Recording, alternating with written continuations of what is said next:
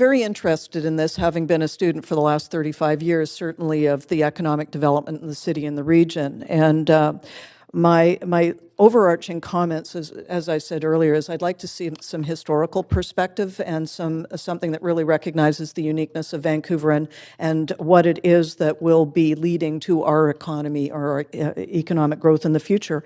I also would urge you to think about what we're trying to do. Are we trying to promote growth, or are we trying to manage the growth process? Growth is inevitable. Change is inevitable. And I'm often concerned in what I'm seeing in the difference between looking at projections, for example, and targets. And that clearly illustrates the difference between something that's aspirational and something that is more management focused. We are crystal ball gazing at the best of times as we're anticipating the future, but we have to think about what is it that we're trying to accomplish, and if we're packing in too much growth and it's leading to it's contributing to ongoing lack of affordability, then maybe it's not, it's having unintended negative consequences.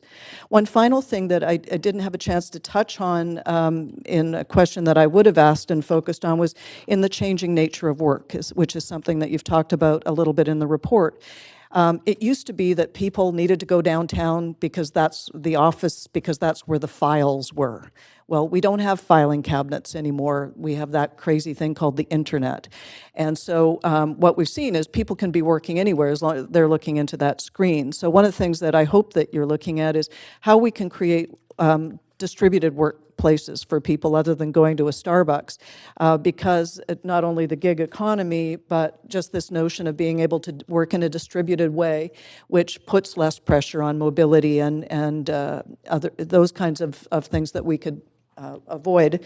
I do consider tourism is going to be an ongoing driver, and so I would just suggest that we do separate apart hotels from office space, even though I know they compete for the same space, because the hotel part will continue to work with tourism, whereas I think that the centralized office model is something that is starting to dissipate.